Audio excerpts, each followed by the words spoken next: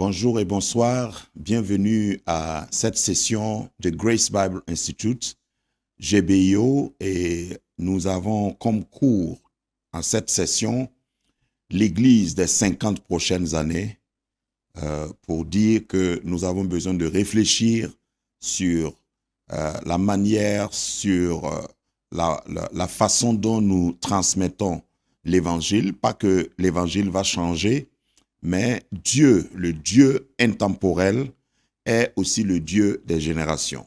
Le Dieu qui agit dans l'éternité, qui est de toute éternité, est aussi le Dieu qui prend un homme dans une saison et qui travaille avec lui. L'Évangile ne change pas. L'Évangile est immuable. La parole de Dieu est immuable, mais les méthodes que Dieu utilise pour nous parler change selon le temps et selon les générations.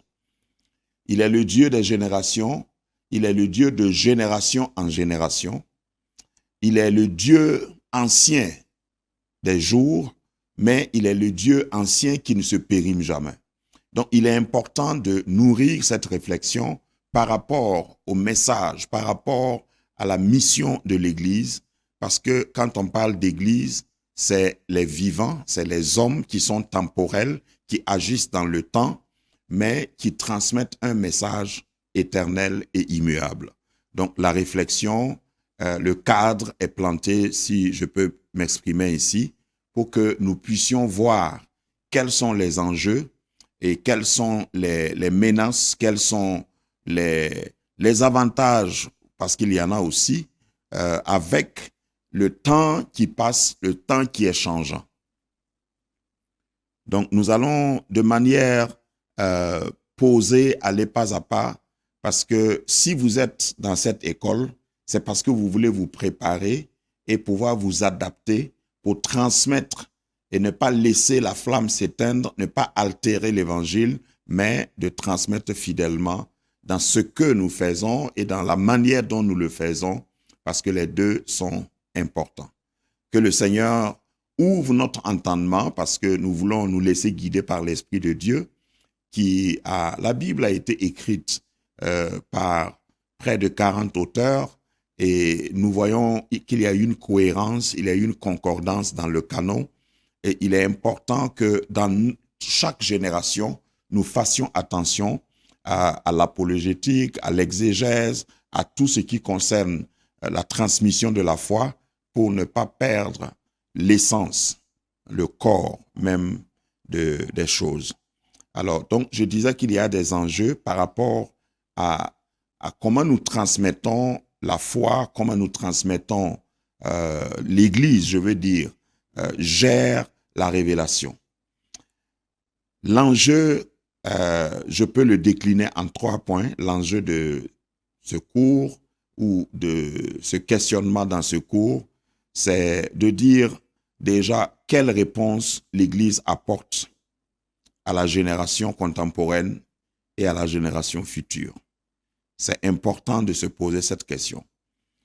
Deuxième question que nous pouvons nous poser au titre des enjeux entourant ce thème, c'est quelles sont les mesures du modernisme et des nouvelles technologies, du moins, je reprends, quelles sont les menaces du modernisme et des nouvelles technologies sur l'Église. Et vous savez que quand on parle de nouvelles technologies, on a sauté depuis un certain temps nouvelles, mais nous sommes dans la phase du numérique, dans l'ère du numérique, et il y a beaucoup de choses qui changent. Nous sommes dans l'ère de l'intelligence artificielle. Il y a beaucoup de choses qui changent. Je menais une réflexion avec un groupe il n'y a pas longtemps où je posais la question, est-ce qu'on va avoir une application qui remplace la prière? Ma réponse est tout de suite non. Quelle que soit l'évolution, vous ne pouvez pas faire prier une application, une machine, un logiciel à votre place. Deuxième questionnement que j'ai soulevé dans cette communication que j'ai eue, c'est est-ce que l'intelligence artificielle va préparer nos messages pour nous? Est-ce que nous allons laisser l'inspiration divine pour nous fier à un programme, un logiciel, une application pour qu'il le fasse pour nous? Troisième question, est-ce qu'un robot va vivre la sanctification à notre place? C'est peut-être des questions que certains vont voir trop lointaines, mais elles sont actuelles. Elles sont même factuelles aujourd'hui. Aujourd'hui, à l'introduction dans tous les domaines de la robotique, de l'intelligence artificielle, d'une certaine manière de faire, est-ce que est-ce que l'Église va fuir cette technologie? Est-ce que l'Église va être altérée dans son corps ou dans son authenticité par cette technologie, ou bien nous allons pouvoir et nous avons la capacité de les utiliser à notre avantage? Voici autant d'enjeux et de points que nous voudrions soulever et que notre réflexion puisse s'approfondir davantage. Nous n'avons pas la prétention dans ce cours de donner des solutions toutes faites, mais si vous êtes appelé et vous voulez vous engager dans le ministère, il est important de se poser ces questions aujourd'hui, sinon nous allons rester à côté de notre génération. La Bible dit que David a servi sa génération en son temps, puis il mourut. Servir la génération, notre génération, a à voir avec une certaine aptitude, une certaine adaptabilité, une certaine capacité de pouvoir continuer sans altérer le message. Nous adaptons les méthodes pour pouvoir atteindre notre génération. Donc, justement, parlant de génération, nous, comme je disais tout à l'heure, quand nous parlons de génération, nous nous intéressons principalement à 3 catégories de personnes quand nous parlons de génération. Le titre du cours, c'est « L'Église des prochaines 50 ans, des 50 prochaines années ». Et lorsque nous parlons des prochaines 50 années, il y a la générationnalité, il y a une notion pour que nous sachions qu'il y a des générations qui passent. Je fais remarquer, je crois que je l'ai souligné, dans un des cours. Lorsque vous regardez dans la parole de Dieu, on parlait de dispensation. Il y a eu une première dispensation, la dispensation de l'innocence. Ça a duré 2 chapitres dans la parole de Dieu, dans Genèse 1 et Genèse 2. On peut appeler ça, selon les écoles en tout cas, la dispensation de l'innocence, quand l'homme n'avait pas encore péché. Ensuite, il y a la dispensation de la connaissance, et d'autres l'appellent autrement, après la chute de l'homme. Et lorsque nous allons plus loin, après Noé, nous avons une autre dispensation qui s'entame, et après, nous avons la dispensation à partir de Genèse 12, Abraham, et ainsi de suite. À l'époque d'Adam, une génération, selon les écoles, encore une fois, parce qu'il faut savoir qu'il y a beaucoup d'écoles de pensée théologique, de Adam à Seth, par exemple, on pouvait dire qu'une dispensation une génération pouvait durer autour de 300, 400 ou même 500 ans, selon les écoles. Donc, à l'époque d'Adam, quelqu'un qui a 500 ans, on pouvait l'appeler jeune homme. Imaginez. À l'époque de Noé, quelqu'un qui a 800 ans, il est toujours dans la croisière, je veux dire. Il est toujours vigoureux. Quand on vient à Moïse, si je fais une avance rapide et on vient jusqu'à Moïse, on voit que une génération est descendue à 40 ans environ. À partir de 40 ans, on comptabilisait, on valorisait et on accréditait un garçon en disant qu'il est devenu un homme mûr, en âge de prendre des décisions, de se marier, de s'impliquer dans la vie sociétale. Lorsque nous venons à Jésus, la génération a été abaissée ou rabaissée jusqu'à 30 ans. Vous savez que c'est à 30 ans que Jésus a commencé son ministère.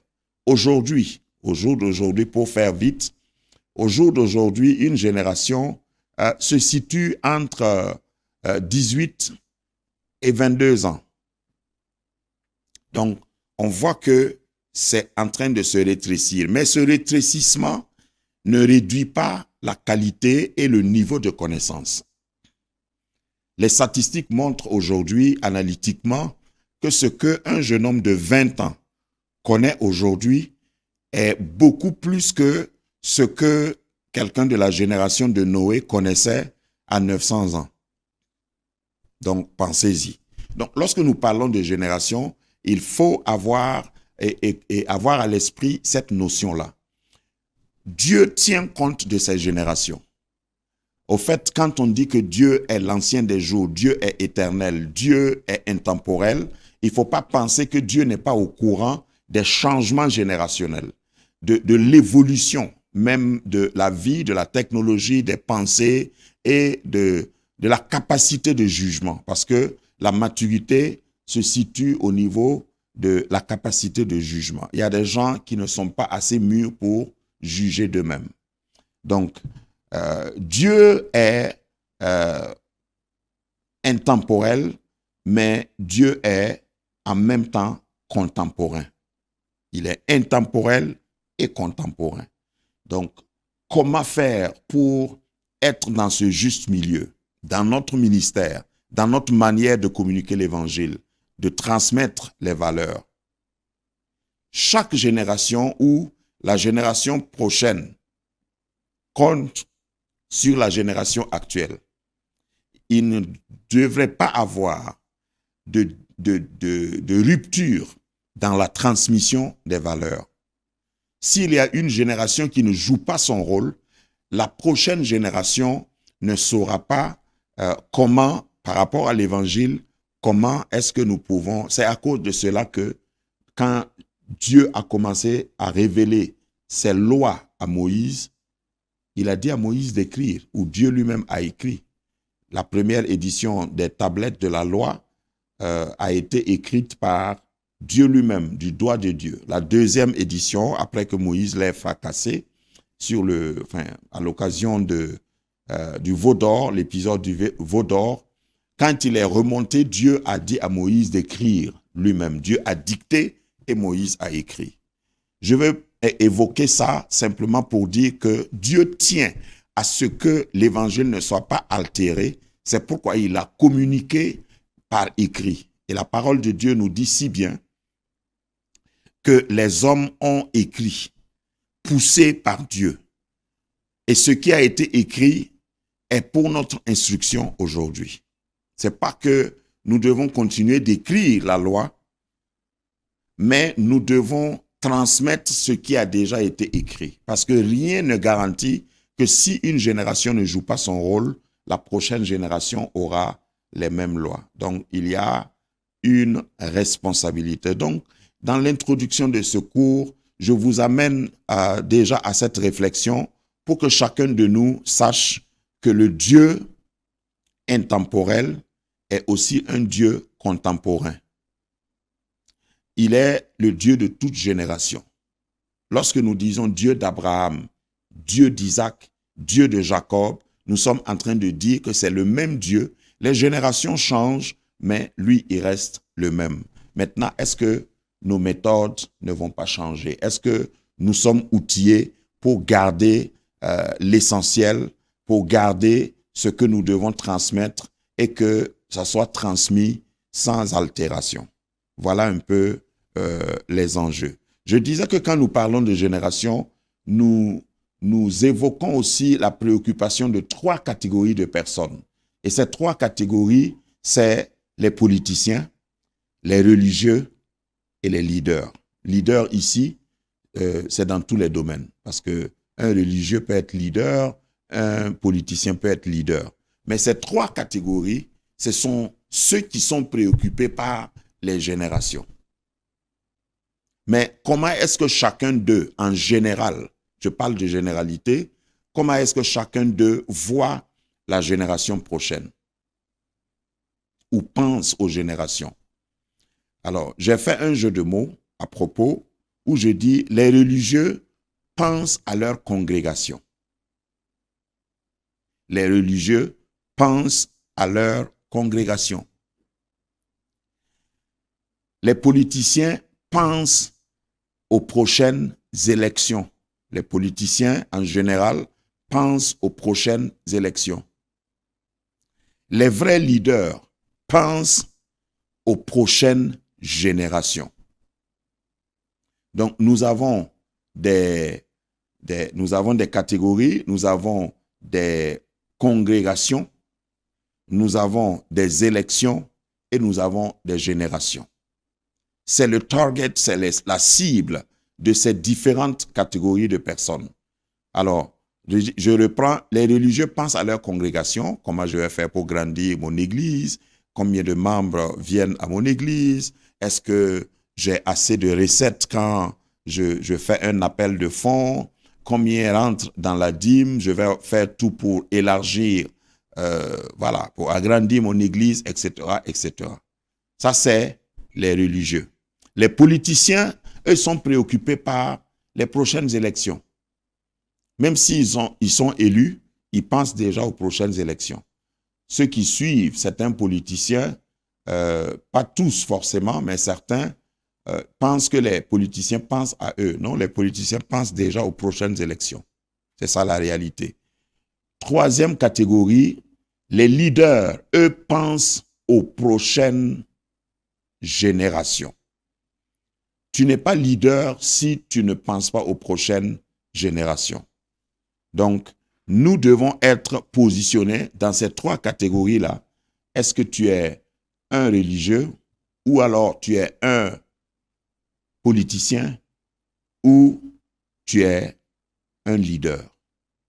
Je crois que la troisième catégorie est celle à laquelle nous appartenons tous, et ça, en tout cas, c'est mon souhait, que dans ce que nous faisons, si nous sommes politiciens, leaders vrais, nous devons penser aux prochaines générations. Si nous sommes hommes d'église vrais, nous devons penser aux prochaines générations. Si nous sommes un leader, nous devons nous préoccuper des prochaines générations. C'est très important.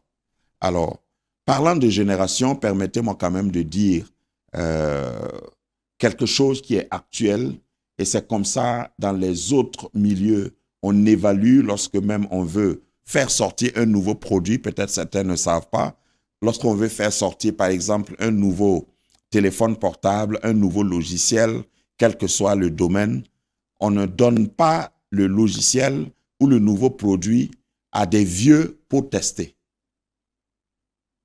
On donne le produit à des jeunes. Hein? Les recherches montrent que c'est des jeunes de 2 ans jusqu'à 7 ans qui testent aujourd'hui les nouveaux produits, surtout dans la technologie. Les applications, les logiciels, c'est eux, lorsque le designer finit, c'est à eux qu'on donne. Parce que c'est eux, on pense déjà à eux. Donc, si vous transposez ça dans l'Église, si nous n'adaptons pas, et on en parlera plus en détail, si nous n'adaptons pas notre message pour que la génération montante puisse comprendre, il y aura une interruption de succession, de transmission. Alors, on distingue selon les écoles, encore une fois, parce qu'on n'est jamais d'accord lorsqu'on entre dans les domaines de conclusion scientifique et analytique. Donc, une église qui ne tient pas compte de toutes les générations n'est pas le vrai évangile. Lorsque une église prêche un évangile qui ne tient pas compte de toutes les générations, elle ne prêche pas, cette église ne prêche pas le vrai évangile. Il y a 6 catégories ou 6 générations distinctes que l'on trouve parmi ceux qui sont vivants aujourd'hui. On les répartit en 6 catégories qui représentent chacune une génération. Il y a la génération des builders, la génération des fondateurs, je crois que c'est traduit comme ça en français. La génération des fondateurs, c'est ceux qui sont âgés d'au moins 71 ans et plus. Eux, ils sont des fondateurs. Il y en a aussi qui les appellent la génération silencieuse parce que ils sont submergés par ce qui se passe aujourd'hui. Si vous avez 90 ans aujourd'hui, quand vous regardez le monde tourner, vous avez peur. Parce que sur tous les plans, il y a des bouleversements.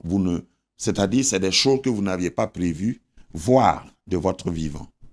Généralement, quand je cause, moi j'aime causer avec les vieux, c'est comme ça qu'ils voient les choses, même sur le plan de l'Église. La deuxième génération, c'est ceux qui ont l'âge de entre 52 et 70 ans. On les appelle les baby boomers. Les baby boomers, c'est ceux qui sont nés ceux qui ont entre 52 ou 50 et 70 ans. C'est ceux qui croyaient à certaines valeurs aujourd'hui qui sont en perte de popularité. La troisième génération, c'est ceux qui ont entre 37 et 51 ans. C'est la génération X. La génération X, entre 37 et 51 ans.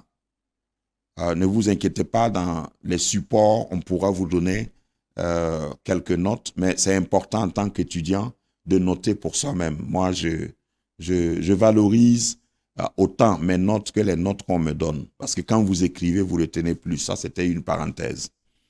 Ensuite, nous avons la génération Y. La génération Y qui se situe entre ceux qui ont 22 et 36 ans. Génération Y. Et je sais que dans cette classe, nous en avons.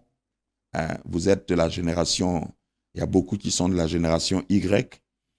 La génération Z, c'est ceux qui sont âgés entre 7 et 21 ans. Génération Z. La génération Z, les statistiques montrent par exemple en Afrique qu'ils sont plus nombreux. Ceux qui ont entre 7 et 21 ans. L'Afrique est plus peuplée de génération Z. Alors, ce sont des indications. Parce que si vous voulez être stratégique, dans votre ministère, dans ce que vous faites, vous devriez considérer ces choses. La dernière génération, c'est la génération alpha. C'est d'eux que je parlais. C'est la génération alpha qui teste les logiciels, qui teste les nouvelles inventions.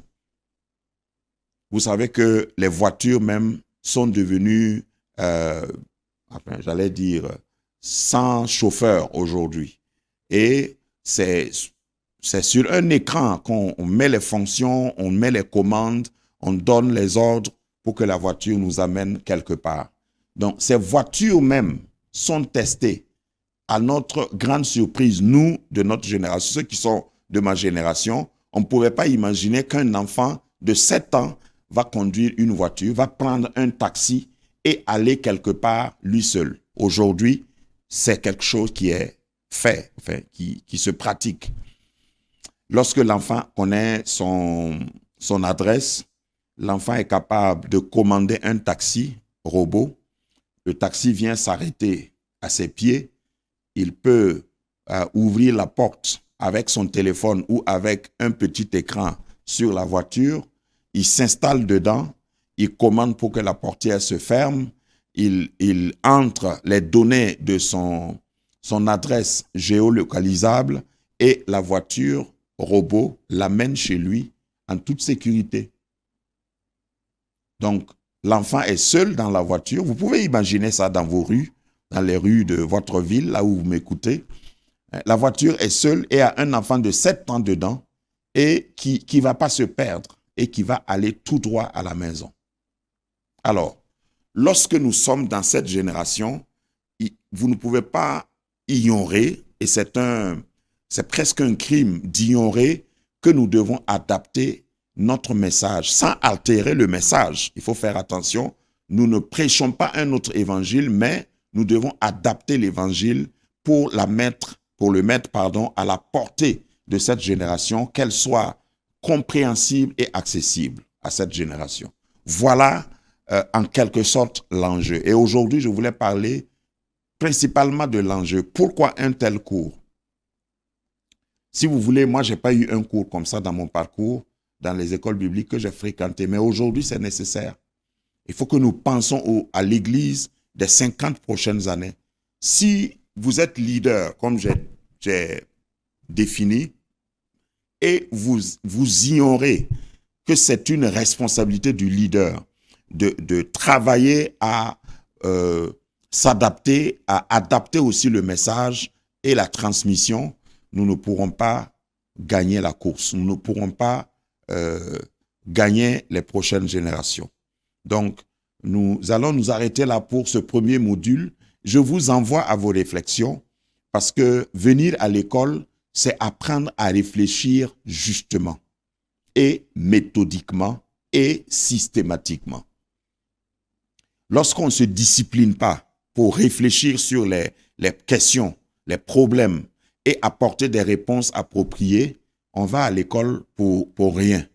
Donc, ce n'est pas l'élaboration du discours, ce n'est pas la quantité de ce qu'on a dit ou le volume de livres qu'on a lus, mais il faut que soi-même, on puisse être capable de réfléchir selon notre milieu, selon les défis de notre époque et de trouver des solutions. Et en la matière, je dis toujours, si vous ne faites pas partie de la solution, c'est que vous faites partie du problème.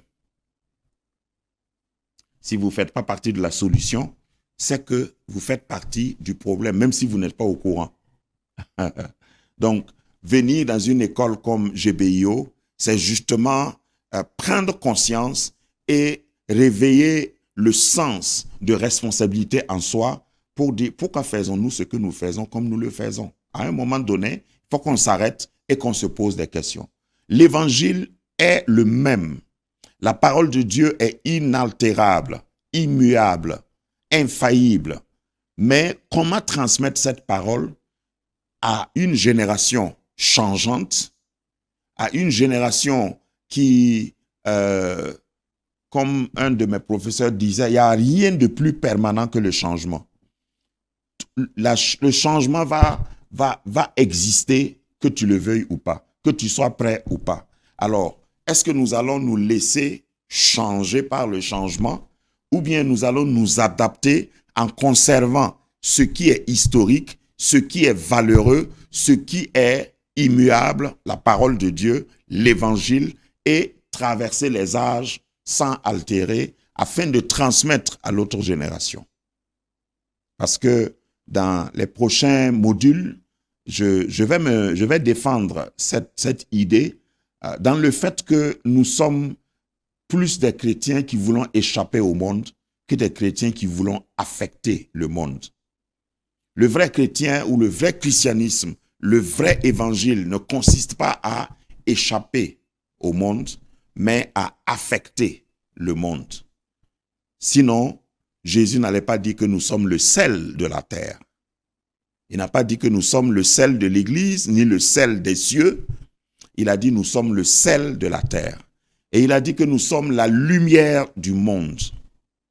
Et il a parlé de montagne. Une ville située sur une montagne ne peut être cachée. Donc, il y a une méthode. Quand vous êtes lumière, il y a une manière d'éclairer. C'est très important. Et c'est de ça, au fait, que nous voulons parler. La lumière est bonne. La lumière est la même. Mais est-ce que nous avons une position sur une montagne pour bien éclairer? C'est tout ça l'enjeu. Est-ce que ce que nous prêchons est adapté?